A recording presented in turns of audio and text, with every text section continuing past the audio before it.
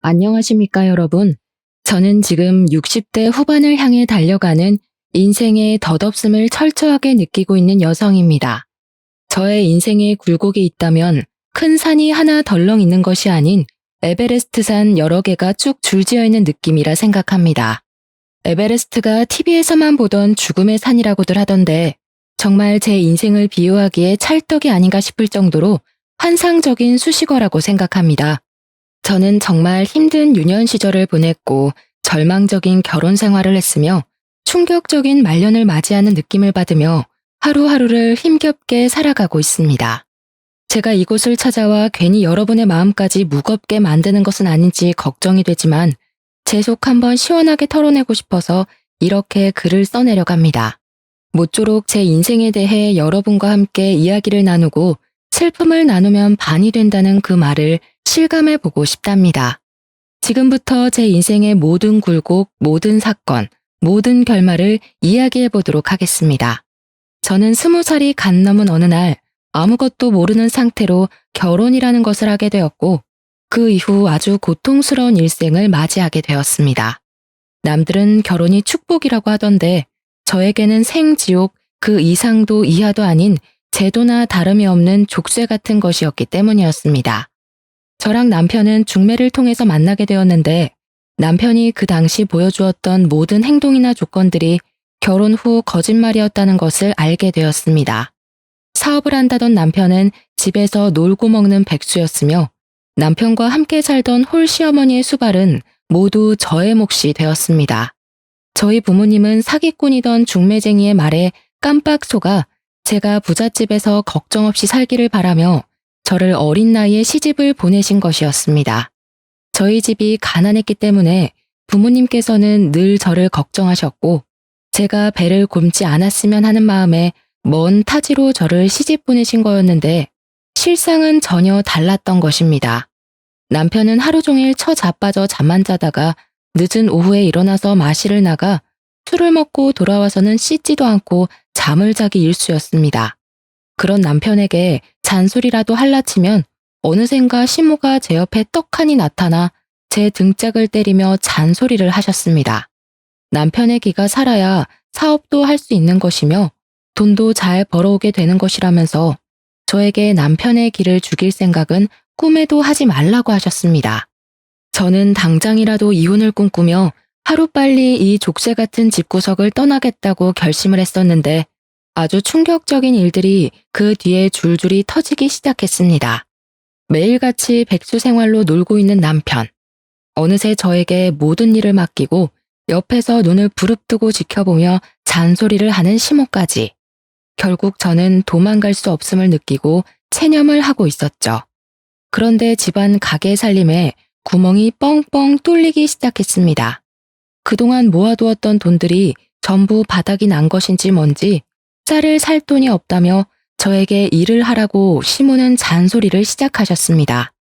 차라리 집구석에서 한심한 사람들의 꼴을 보고 있느니 일을 하는 게 낫겠다는 생각에 동네 작은 가게에 취직을 해서 돈을 벌어다가 시모와 남편의 수발을 들고 있었습니다.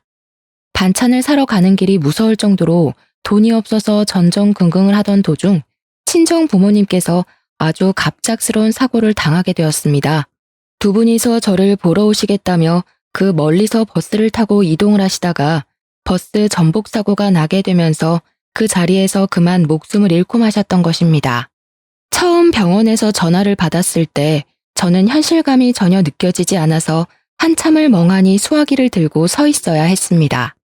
시모가 전압이 많이 나온다고 당장 전화를 끊으라고 소리를 치지 않았더라면 그 자리에서 하루 종일도 서 있었을지 모르겠습니다.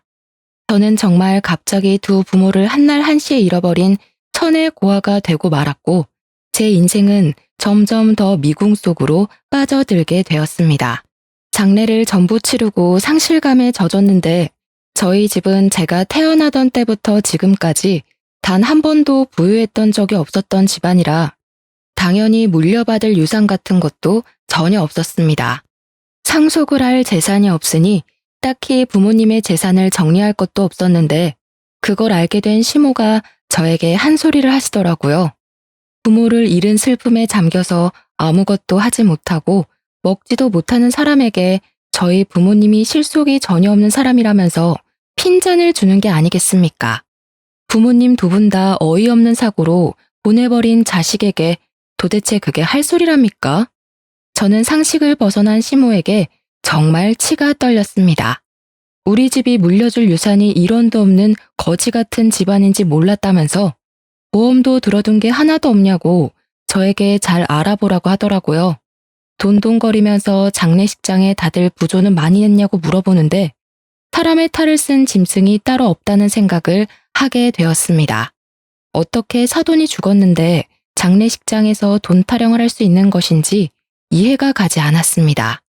하지만 시모와 남편의 만행은 여기서 끝이 나지 않았습니다. 이 정도가 전부였다면 제가 에베레스트를 들먹일 이유가 없었겠죠. 장례가 끝난 뒤 큰 돈을 만질 거라 생각했지만 보험금도 재산도 하나 없자 시모는 저에게 하루빨리 돈이나 많이 벌어오라면서 슬픔에 잠길 시간을 주지 않았습니다. 제가 부모님을 추락할 시간조차 주지 않고 부려먹을 생각만 하고 있었으니 제 속은 얼마나 타들어갔겠습니까? 저는 집에서 놀고 먹는 백수 남편과 모든 걸 제 탓을 하고 돈 타령만 하는 시모를 모시고 살다가 이혼을 다시 한번 결심한 어느 날 임신을 하게 된 사실을 알게 되었습니다. 오랜 시간 달거리가 없었고 몸이 이상하게 나른하고 배가 불러온다고 했더니 임신을 하고 말았던 것입니다. 저도 지금 생각해보면 그때의 저를 쳐 죽이고 싶을 정도로 원망하고 있습니다. 어떻게 이혼을 결심한 사람이 임신을 할 수 있다는 말입니까? 뱃속에 아이가 자리를 잡고 있는데 제가 그 몸을 하고 도망을 쳐서 무일푼으로 길바닥 생활을 할 수 없었기 때문에 저는 이혼에 대한 생각을 접어야 했습니다. 결국 그 집을 떠나지 못하고 매일매일 눈물바람으로 제 인생을 다독이면서 밤을 지새우며 지냈습니다. 정말 기구한 인생이라고 하지만 어떻게 이런 일이 저에게 벌어질 수 있는지, 물론 제 잘못이 전혀 없다고는 말할 수 없지만 그래서 더욱 한탄스러웠습니다. 제가 임신까지 했음에도 불구하고 정신을 차리지 못한 남편은 돈을 한 푼도 벌어오지 않았고 벌어와야 한다는 생각조차 하지 않았습니다. 저는 만사까지도 쉬는 날 없이 열심히 일을 하면서 돈을 벌어왔습니다. 비단 우리 가족의 생계 때문이 아니라 태어날 아이에게 좋은 것을 해주고 싶었기 때문이었습니다. 푼돈이긴 하지만 한 푼, 두 푼을 모아서 아이를 위한 물건들을 사 모으며 출산 준비를 하고 있었는데 시모가 저에게 잔소리를 하더라고요. 아기 베네 쪼그리 해봐야 몇 개월이나 입는다고 3개나 준비를 했냐? 2개만 사서 매번 빨아입히면 되는 것을. 더워 죽겠는데 벗겨놔도 되겠구먼. 거기다가 기저귀랑 손수건은 뭐 이렇게 많아? 청기저귀 하나 사다가 빨았으면 평생을 쓸 수 있는데 일회용 기저귀가 뭐냐? 요즘 것들은 노동을 안 해. 쉬운 길로만 가려고 한다고 하면서 제가 산 육아용품에 돈 1원 보태준 것도 아니면서 내내 트집을 잡고 잔소리를 하는 것이 아니겠습니까? 분유는 무슨 분유를 먹인다고 젖병을 이렇게나 샀냐? 모유 수유하면 돈도 안 들고 좋은데 자기는 1년 넘게 모유를 먹였다고 하면서요. 저런 거 살 돈이 있으면 본인이 먹을 고기라도 한 덩어리 더 사오라면서 나이가 들어서 그런지 자꾸 고기가 당긴다고 하시더라고요. 저는 10달을 꼬박 품어 떡두꺼비 같은 아들을 낳았지만 정말 기쁘다는 마음이 단 하나도 들지 않았습니다. 앞으로 이 아이와 어떻게 살아야 할지 막막함에 산후 우울증까지 심하게 왔고 저는 점점 무기력해지기 시작했습니다. 하루가 어떻게 흘러가는지 아이가 울면 수유를 하고 아이가 자면 옆에 누워서 눈물을 흘리는 나날들을 반복했습니다. 가끔은 아이가 울어도 안아줄 힘이 없어서 누워있고 했는데 남편은 깨어있으면서도 단 한 번도 아들을 안아준 적 없는 사람이었습니다. 안아주기는커녕 아이가 우는 게 시끄럽다면서 발로 툭툭 아이를 밀어내는 몰상식한 짓까지 쉼없이 했습니다. 밤에 아이가 깨서 울기라도 하면 득달같이 시모가 저를 깨워서 본인 아들 자는데 방해가 된다면서 애를 안고 밖으로 나가라고 쫓아내기까지 했습니다. 제 입에서는 한숨이 나오지 않는 날이 없었고 시모는 그 꼴도 보기 싫었는지 저에게 복이 날아간다면서 입을 툭툭 치곤 했습니다. 저는 아이를 키우는 게 너무 힘들고 또 우울증이 심해지면서 신체에 변화가 생기기 시작했고 젖이 제대로 돌지 않는 지경까지 이르렀습니다.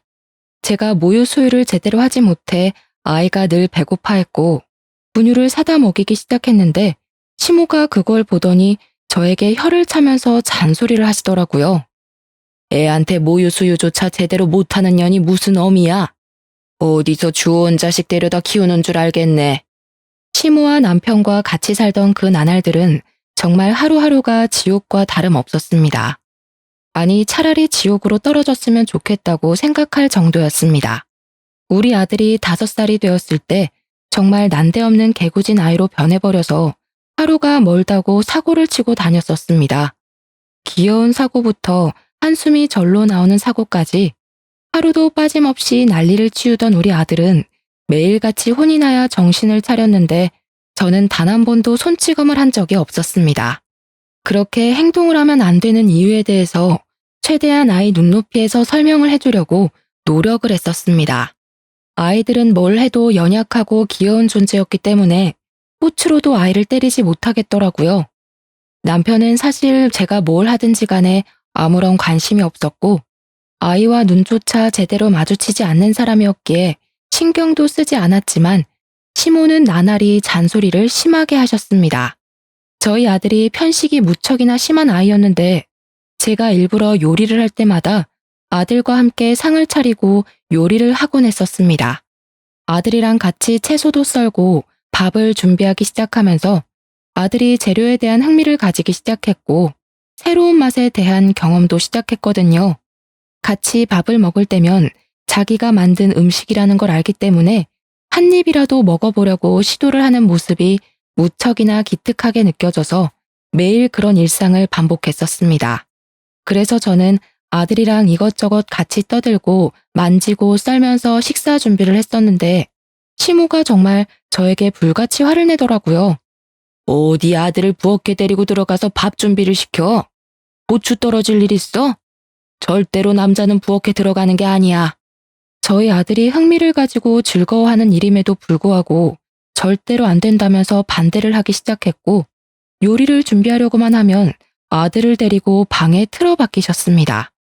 저는 다시 외롭고 쓸쓸하게 부엌에서 온 가족이 먹을 음식을 만들어야만 했었습니다. 시모는 저를 같이 사는 내내 집에 상주하는 종처럼 저를 부려먹었고 바깥에서 고립되기를 원해서 아예 집 밖으로 나가 노는 일을 금지시켰습니다. 현대판 노예와도 같은 짓을 7년이라는 세월 동안 하게 되었고 남편은 그동안 정말 단 한 푼의 돈도 벌어오지 않고 늘 탱자탱자 백수 생활을 하고 있었습니다. 물가는 오르는데 할 줄 아는 것은 잡일밖에 없던 제 월급은 오르지 않았고 하루하루의 삶이 버거워 아들에게 미안해질 지경이었습니다.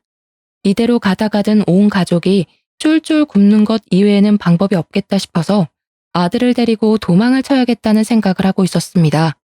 그러던 어느 날 남편이 술을 먹고 들어와서는 자고 있는 우리 아들을 발로 툭툭 차서 깨우기 시작하는 게 아니겠습니까? 아들이 잠에서 슬쩍 깨서 칭얼거리면서 남편에게 하지 말라고 투정을 부리고 있었는데 남편이 그 모습에 화가 난 건지 갑자기 아들을 흔들어 깨웠습니다. 너는 말이야, 아빠가 들어왔으면 다녀오셨냐고 제깍제깍 인사를 해야지. 인사도 안 해? 어? 누굴 닮아서 이렇게 버르장머리가 없는 거야? 애가 자다 깼는데 당연히 칭얼거리지 않겠어요? 오늘도 밖에서 신나게 뛰어놀아서 아마 피곤할 거예요. 얼른 씻고 와서 자요, 당신도. 네가 나를 돈 안 벌어온다고 무시하니까 애도 나를 무시하는 게 아니겠어? 이런 거 얼굴에 처바를 돈이 있으면 나한테 술값을 더 내놓으란 말이야. 마트에서 가장 싼 것만 잔뜩 골라 사온 제 화장품을 내리 던지면서 소리를 치는데 순간 공포심이 저를 덮치더라고요. 몇 번 써보지도 못한 아까운 제 화장품이 바닥을 대굴대굴 굴러다니는데 아깝다는 생각만큼 제 인생에 대한 회의감이 들었습니다. 제가 바닥을 구르는 화장품을 멍하니 바라보는데 남편이 갑자기 저를 확 밀쳐버리는 겁니다. 그래서 깜짝 놀라 하지 말라고 남편에게 소리를 쳤어요. 그 소리에 아들의 잠이 확 깬 건지 벌떡 일어나서 저를 밀치고 있는 남편을 보게 된 것입니다. 아들은 순간 놀래서 그런 건지 아니면 그 상황을 정리하고 싶었던 건지 제 아빠 다리에 막 매달리면서 아빠 하지마 하지마 하면서 고사리 같은 손으로 말리고 있었습니다. 하지만 술에 취해서 이성을 잃어버린 남편은 그런 아들이 귀찮았던 것인지 아들을 냅다 들어서 던져버렸습니다. 저는 너무 놀라서 비명 소리를 질렀고 아들은 너무 아픈 나머지 소리를 내어 울지도 못하고 그대로 알아누웠습니다. 더 충격적인 건 남편이라는 새끼는 그런 아들이 시끄럽다면서 욕짓거리를 내뱉기 시작했습니다. 저는 그런 남편이 더 이상 사람으로 보이지 않았어요. 그래서 온 힘을 다해서 남편의 다리를 붙잡으며 뜯어 말렸지만 제 힘으로는 역부족이었습니다. 결국 저는 바닥에 쓰러진 아들을 감싸안고 그 아픈 발길질을 전부 받아내야만 했습니다. 우리 모자는 그날 남편에게 씻을 수 없는 상처를 입게 되었고 그날 밤새 내내 움직이지도 못하고 꺽꺽 소리만 내는 아들의 입을 틀어막고 밤을 지새워야 했습니다. 술이 확 오른 탓인지 그대로 쓰러져서 자는 남편이 아들이 내는 소리에 언제 돌변할지 모른다는 두려움 때문에 아들이 울음조차 편하게 지르지 못하게 입을 막아야 했습니다. 저 또한 그날 밤 얼마나 울었는지 모르겠습니다. 정말 이대로 저 인간이 눈을 뜨지 않았으면 좋겠다는 생각이 제 머릿속을 지배했습니다. 다음 날 날이 밝자 아이의 몸을 살피기 위해서 깨우는데 아이가 온몸에 힘이 들어가지 않는다면서 누워서 꼼짝을 못하는 게 아니겠습니까? 저는 너무 놀라서 구급차를 부를 생각조차 하지 못하고 그대로 아이를 들쳐업고는 근처 병원으로 달려갔는데 의사가 저를 보고 그러더군요. 아들의 목뼈부터 허리까지 실금이 갔는데 아직 너무 어린 나이라서 어떻게 손을 쓸 방법이 없다고.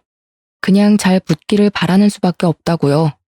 그 뒤로 전 아들이 움직이지 못하도록 각고의 노력을 했으나 그 어린아이가 뭘 알겠습니까?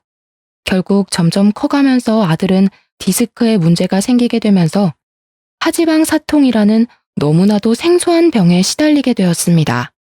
한마디로 저희 아들이 목뼈부터 허리까지를 쭉 다치게 되면서 엉덩이부터 시작해서 장딴지 뒤쪽까지 통증이 시작되는 병에 걸리게 된 것입니다. 사고 후유증으로 찾아왔다고 하기에는 고칠 방법이 없는 너무나도 안타까운 통증을 동반한 병이었습니다. 저는 정말 진심으로 남편이라는 놈을 저주하게 되었고 밤마다 울면서 그 인간을 좀 데려가 달라고 하늘에 기도를 올리게 되었습니다.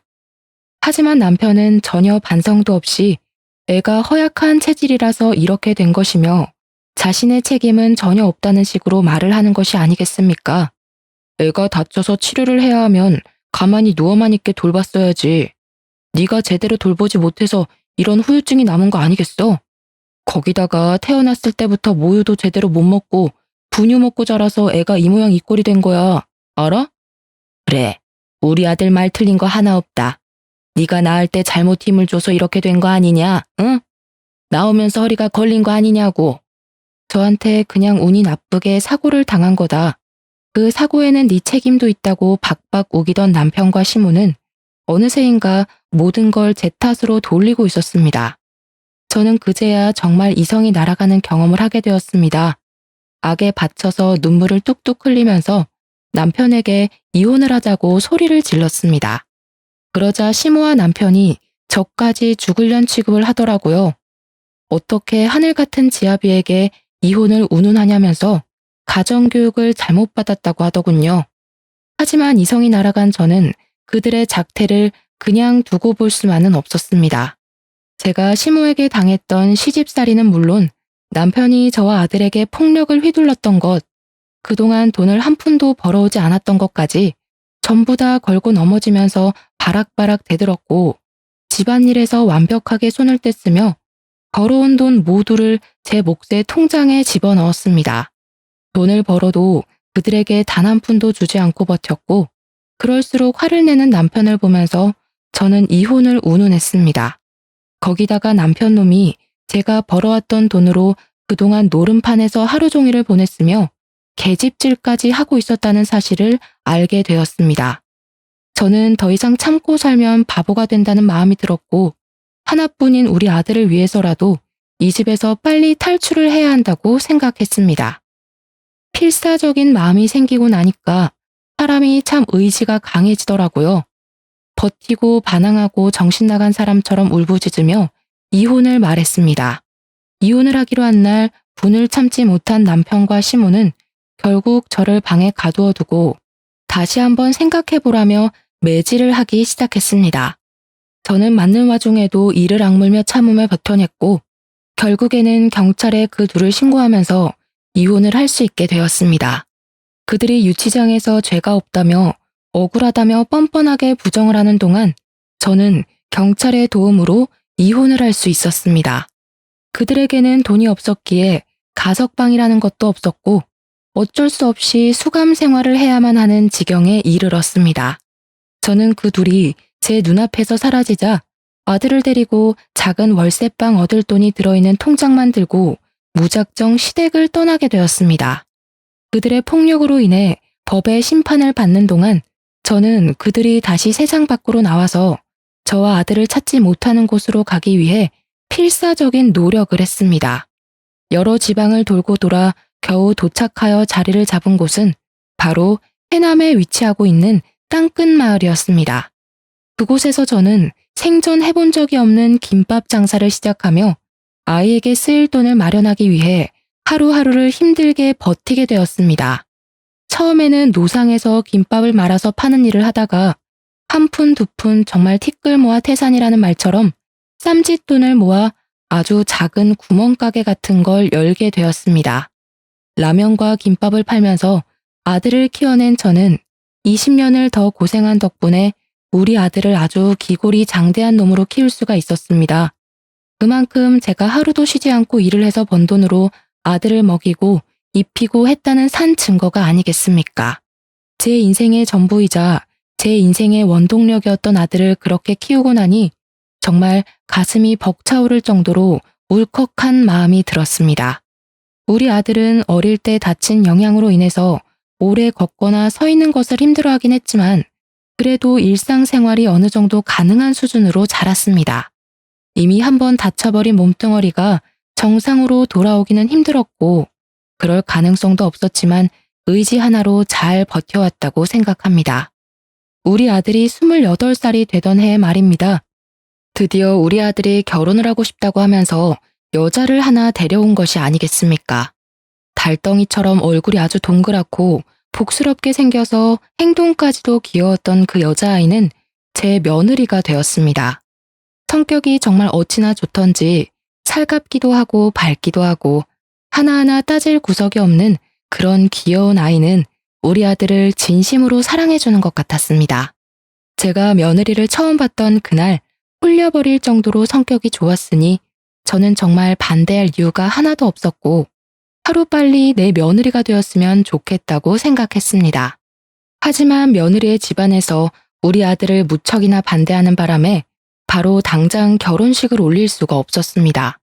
제가 작은 구멍가게를 운영하며 아들을 키워냈으니 집안이 번듯한 것도 아니었고 우리 아들에게 아주 조금의 장애까지 있으니 반대할 만했다고 생각은 합니다. 거기다가 며느리 또한 이혼한 가정에서 자라 사돈어른이 투병을 하고 있던 중이었기에 재력이 있는 집안으로 시집을 보내고 싶다는 마음이 굴뚝 같았을 겁니다. 아등바등 사는 게 얼마나 힘든 일인지를 누구보다 잘 아는 저였기 때문에 며느리가 저희 집 며느리가 되었을 때 저는 정말 예뻐해 주었습니다. 저의 작은 김밥집에서 굳은 일을 마다하지 않고 저를 돕는 며느리를 어찌 예뻐하지 않을 수가 있겠습니까? 그 당시 저희 아들은 주유소에서 일을 하고 있었는데 사실 아들이 벌어오는 돈은 아주 조금밖에 되지 않았습니다. 다리에 장애가 있었기에 일이 빠르지 않았고 오래 서서 일을 할 수 없었으니 당연히 버는 돈이 적을 수밖에 없었습니다. 제대로 공부를 하지 않아서 좋은 회사에 취직을 하지 못한 아들은 늘 취업에 대한 자격지심이 있었던 놈이었습니다. 거기다가 반대가 심했던 안싸돈이 우리 아들에게 직장조차 제대로 가지지 못한 놈이 무슨 결혼이냐고 계속해서 무시를 해댔기 때문에 자격지심은 더욱 깊어지기만 했습니다. 하지만 저는 그런 일이 있음에도 불구하고 우리 아들 부부가 현명하게 대처를 하고 잘 이겨나갈 수 있을 것이라 생각해서 둘 사이를 지지해 주었습니다. 그러던 도중 정말 불운하게도 주유소에서 사건이 일어나게 되었습니다. 야간에 일을 하던 아들이 잠시 졸음에 빠져서 꾸벅꾸벅 하던 도중에 주유소 전문 털이범이 현금통을 통째로 털어간 사건이 벌어지게 된 것입니다. 아들이 한번 잠에 빠지면 누가 업어가도 모를 정도로 깊게 자는 놈이라 현금통을 털어간 범인으로 우리 아들이 지목되게 된 것입니다. CCTV가 있는 것도 아니었던 터라 아들이 훔쳐가 놓고 발뺌하는 거 아니냐면서 사장은 물론이고 경찰까지 우리 아들을 의심해 조사를 받게 되었습니다.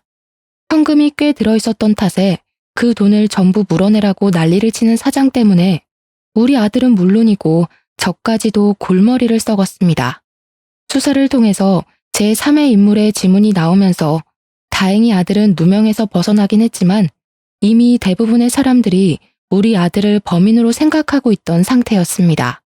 가뜩이나 자격지심으로 똘똘 뭉친 아들은 범인으로 몰렸다는 그 충격에 헤어나오지 못하게 되어버렸죠. 아들은 그대로 주유소를 그만두게 되었고 저와 며느리가 김밥집을 운영하면서 버는 돈으로 먹고 살아야 했습니다. 하지만 그것도 쉬운 일은 아니었습니다. 김밥이랑 라면을 팔아서 버는 돈이 되면 얼마나 되겠습니까? 저희가 무슨 엄청 큰 분식집을 하는 것도 아니었고 정말 작은 3평짜리 가게였습니다. 생활은 점점 궁핍해지기 시작했고 어쩔 수 없이 며느리가 취직을 하면서 돈을 벌어오기 시작했습니다. 그냥 작은 사무실에서 잡일을 하기 시작했는데 거기 사장이 또 엄청나게 나쁜 놈이었던 것입니다. 우리 며느리에게 돈을 더 얹어주겠다면서 치근덕거리기 시작했고 나중에는 불륜관계를 맺자고 요구를 했다는 것이 아니겠습니까? 당연히 저희 며느리는 절대로 그런 일은 없을 거라며 사장을 거부하기 시작했습니다. 그러자 치졸하게 회사 사람들 앞에서 대놓고 며느리에게 망신을 준다던가 일부러 야근을 시키는 둥 며느리를 괴롭히기 시작한 것입니다. 며느리는 하루가 다르게 우울해졌고 말라가는 게 눈에 보일 정도로 힘들어 했습니다. 저는 당장이라도 며느리에게 일을 그만두라고 말을 하고 싶었고 아들에게는 나가서 돈을 벌어오라고 시키고 싶었습니다. 며느리가 너무나도 힘들어하자 저는 참지 못하고 아들에게 이만큼 집에서 놀았으면 나가서 돈을 벌어오라고 말을 했습니다. 나 같은 병신이 도대체 어디서 돈을 벌어오라는 거야? 어? 어디 취직할 자리 있으면 엄마가 좀 알아보던가. 이제는 다른 사람도 모자라서 엄마까지 나한테 손가락질을 하는 거야? 나를 무시하는 거냐고. 그 이후로 아들은 알코올 중독자처럼 술독에 빠져서 살기 시작했습니다. 저는 아들의 집에 갈 때마다 술병이 나뒹구는 걸 보고 얼마나 가슴을 치며 화를 냈는지 모르겠습니다. 너는 네 아빠 생각이 안 나니? 어떻게 이런 모습으로 매일매일을 보낼 수 있니? 네가 사람이라면 지난 과거를 떠올려봐라. 네가 누구 때문에, 뭐 때문에 그런 아픔을 가지게 됐는지는 생각도 하지 않고 매일 술을 마셔? 이런 식으로 행동할 거면 너도 며느리랑 이혼해라. 저 가여운 아이가 무슨 죄가 있어서 이런 꼴로 살아야 하니? 새 삶을 찾을 수 있게 기회를 주란 말이야. 저는 아들을 엄청나게 몰아세웠고 그럴 때마다 아들은 부들부들 떨면서 본인의 자격지심을 마음껏 드러냈습니다. 며느리는 당장의 생계를 책임져야 했기 때문에 일을 그만두지 못했고 똑같은 악순환이 반복되는 일상을 살아야만 했습니다. 저를 찾아와서 넋두리를 한다던가 저에게 자주 하던 연락도 서서히 끊기게 되면서 저는 점점 더 며느리의 걱정에 피가 마르는 심정으로 하루를 살았습니다. 결국에 저는 며느리가 걱정되어 참지 못하고 아들 집으로 방문을 했는데 며느리가 현관문을 여는데 선글라스를 끼고 있는 게 아니겠습니까?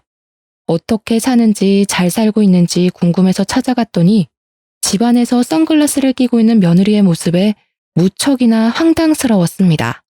아니 얘야, 너는 왜 집안에서 선글라스를 끼고 있니? 어머님, 저 눈병 걸려서요. 보기가 영 흉하기도 하고 옮길 수도 있다고 해서 그냥 끼고 있는 거예요. 안경을 찾지 못해서 어쩔 수 없이 선글라스를 끼고 있다며 어색하게 웃는 며느리를 보고 그냥 그런가 보다 하고 말았습니다.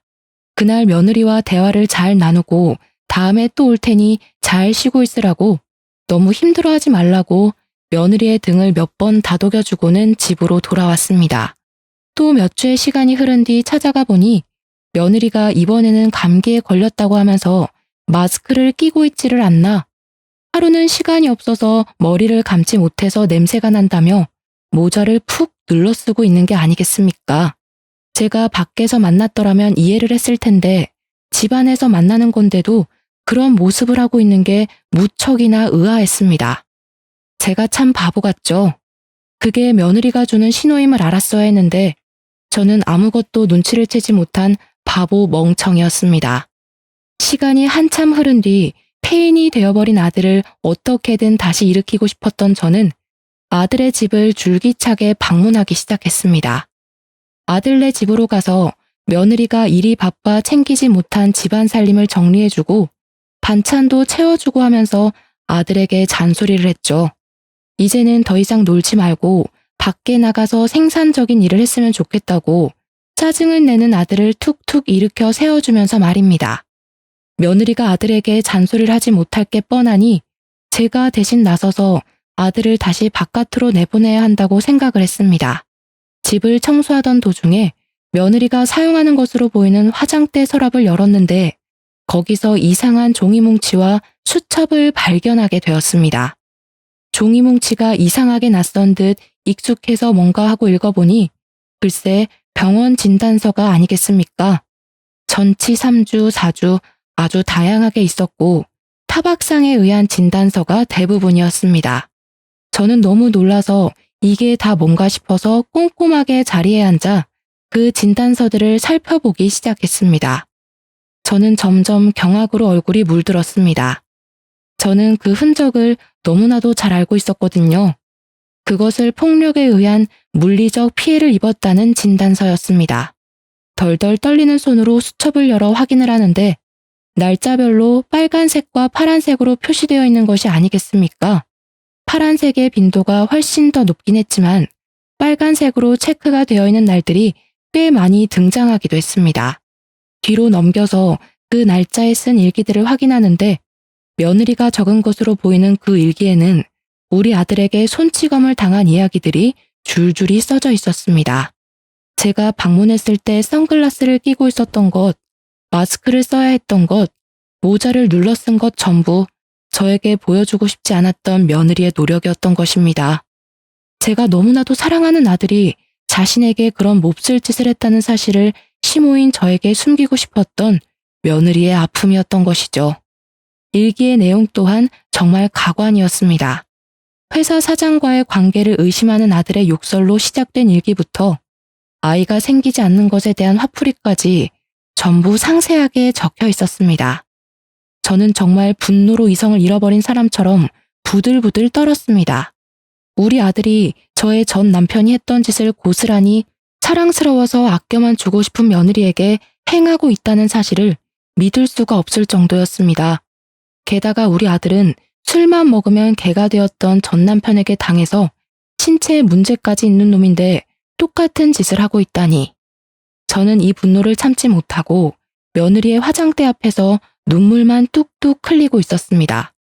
그렇게 꾹꾹 참아내며 당장이라도 방에 있는 아들의 머리채를 잡고 싶은 걸 참은 지 1시간쯤 지났을까요? 며느리가 녹초가 되어 퇴근을 하고 돌아왔습니다. 저를 보자마자 놀라면서 식사는 하셨냐고 묻는 며느리를 보는데 저 착한 아이가 당했을 고통에 메마른 줄 알았던 눈에서 눈물이 다시 한번 쏟아지더라고요. 저는 며느리를 잡고 엉엉 울었고 제 눈물을 보자 같이 눈물이 터진 건지 며느리도 저를 붙잡고 엉엉 울기 시작했습니다. 저는 며느리에게 서랍 안에서 본 모든 걸 다 봤다고 이혼을 하라고 생각을 거치지 않고 이야기를 했습니다. 며느리는 저에게 어떻게 해야 할지 도무지 감을 잡지 못하겠다고 하더라고요. 그이가 술을 먹고 화풀이를 할 때만큼은 이혼 생각이 간절하다가도 평소에 건드리지 않으면 싸울 일이 없어서 괜찮다는 생각도 들어요. 제가 너무나도 사랑하는 사람이기 때문에 한 번만 용서해주자는 마음으로 살다가 여기까지 오게 된 거예요. 거기다가 저희 어머니께서 엄청나게 반대를 하셨었잖아요.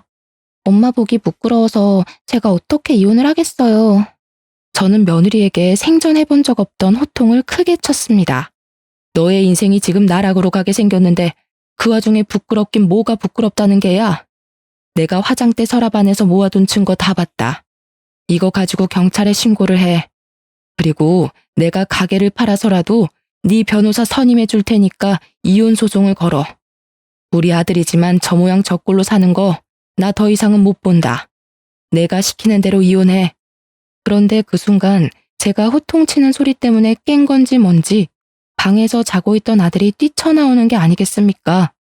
표정이 완전히 썩어가지고는 저와 며느리를 번갈아 가면서 보며 콧김을 씩씩 뿜어대더라고요. 이혼? 누구 마음대로 이혼이야? 그러더니 제 손에 들려있던 진단서 뭉치를 빼앗듯이 들고 가더니 하나하나 확인을 해보는 것이 아니겠습니까?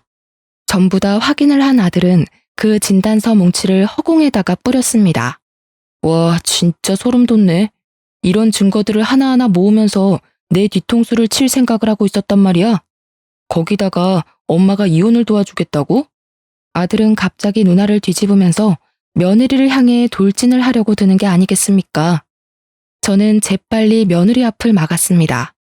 저는 태어나서 처음으로 아들의 뺨을 세차게 2대를 연달아 때렸습니다. 지금 누가 누구한테 화를 내고 있는 거야? 정신 안 차릴 거야? 내가 이 꼴 더 이상은 못 보겠다.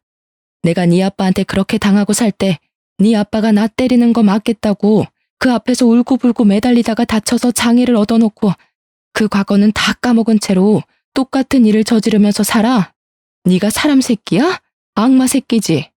저는 소리를 치면서도 분이 풀리지 않아서 황당해하고 있는 아들의 뺨은 물론이고 등짝이며 팔뚝이며 손이 닿는 대로 때렸습니다. 엄마는 어떻게 자식 생각 하나도 안 하고 이혼을 시킬 생각만 하냐고. 내가 며느리 보기 부끄러워서 더 말을 못하겠다. 얘, 넌 뭐 하고 있니? 당장 짐 싸서 친정으로 가.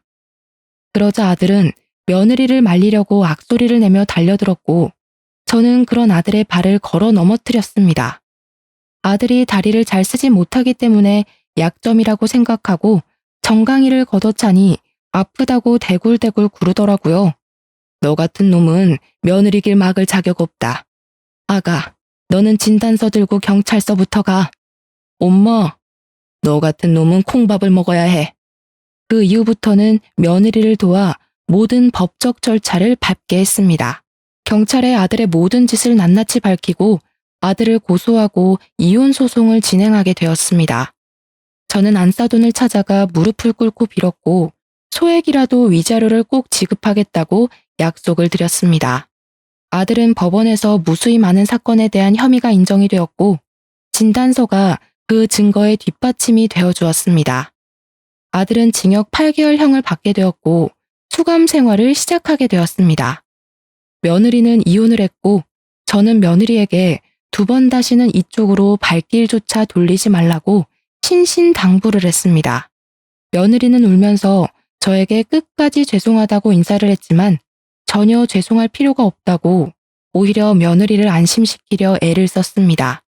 그 이후 아들은 만기 출소를 했지만 그 어떤 곳에서도 빨간 줄이 그려진 아들에게 일을 시켜주는 곳이 없었습니다. 좌절에 좌절을 맛본 아들은 매일같이 술을 퍼먹고 지내다가 결국 집으로 돌아오는 길에 무단횡단을 하다 사고를 당해 세상을 떠나고 말았습니다. 저는 당연히 우리 아들이 제대로 된 인생을 살지 못하고 그렇게 허무하게 죽어버린 것이 불쌍하고 마음이 아픕니다. 하지만 사람을 꽃으로도 때리지 말라고 했음에도 그런 일을 벌인 것은 그 어떤 것으로도 용서를 받지 못한다는 것을 다시 한번 깨닫게 되었습니다. 저는 비록 혼자가 되었지만 오히려 자유롭고 편안한 마음이 든답니다. 김밥 장사는 여전히 그 자리에서 하고 있습니다. 가끔은 며느리가 저를 도와서 같이 장사를 하고 가게를 정리했던 그날들이 그리워지기도 합니다. 항상 제 옆에서 힘이 날 만큼 환하게 웃어주던 그 얼굴을 어떻게 잊을 수가 있을까요? 그 예쁜 아이의 얼굴에 그림자를 지게 한 그 과거가 너무나도 고통스럽습니다. 그래서인지 저는 며느리와도 완벽하게 연락을 끊어냈습니다. 가끔 한번 그리울 때가 있긴 하지만 지금까지는 아무런 소식도 듣지 않고 잘 참아내며 지내고 있는 중입니다. 앞으로 먹고 살 만큼만 벌어먹고 살면서 말년을 맞이해 보려고 합니다. 무소유라는 말처럼 정말 모든 것에서 자유로워진 저의 남은 인생을 응원해 주시기 바랍니다. 감사합니다.